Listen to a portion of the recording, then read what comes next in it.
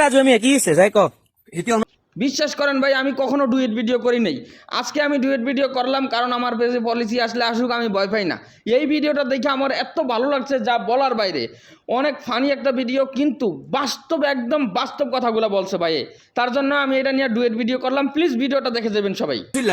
সিলানি ভিতরে শোনা যায় না কত বড় ডাঙ্কুব, তার লগে হয় সংসার করি, আমরা সংসার ছাড়ি দিয়ে দিলাম। আমি তারে বললাম কি আর হলো আছে হলারে সুন্নত করাইবো, তার কাটবো।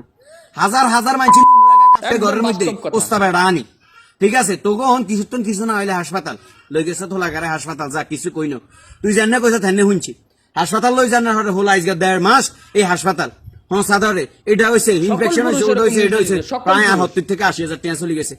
আগে নাই লোক গাদি চাইল 2 কেজি 5 কেজি দিই মনে করেন আলাইতাম, আর হেই 80,000 টাকার কাম করে, তাও আর হোলা কষ্ট হইতে হইতে জীবন শেষ।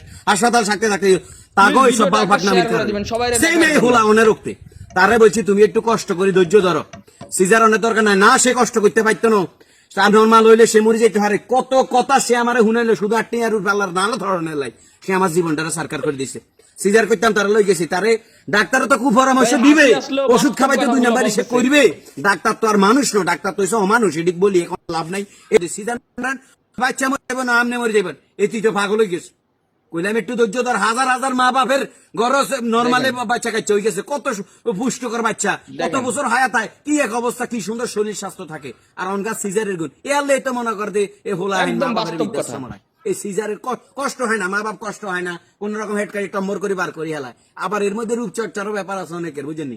তার গোষ্ঠী আমি কিলে সে মনে হচ্ছে সে চালাক, সে আমার বলারে এখনো হাসপাতাল রাখছে, তার কারণে আমার বেশি বাল বদনামি করবি। 27 টন বিয়া করি তোকে সংসার আগুন ধরা দিয়ে মনে রাখ, আর হ্যান্ড মাসে 27 টন বিয়া করা হিসালে কই যাস? হিসা দে, এতে আর হিসা মারি দিছে, ঠাস করি সোয়া বাড়ি হিসা মারি দিছে, এতে জানাই ডাক দিছি। কত বড় ডাঙ্কু, প্লিজ ভিডিওটা একটা শেয়ার করে দিবেন সবাই দেখার জন্য। হারি না, কারণ ঘরের ভিতরে কেউ নাই, বারে বহুত লোক রাস্তাতে আছে। আয় তোকে হ্যান্ডম ঘরের ভিতরে, আঙ্গ হ্যান্ডম বারে আজকাল। এরপরে মনে করেন যে বাংলাদেশের হাজারো পুরুষ এইভাবে তাকে কাছে নির্যাতিত, কইতো আরে না মুখ ফুটি, বুঝেন না?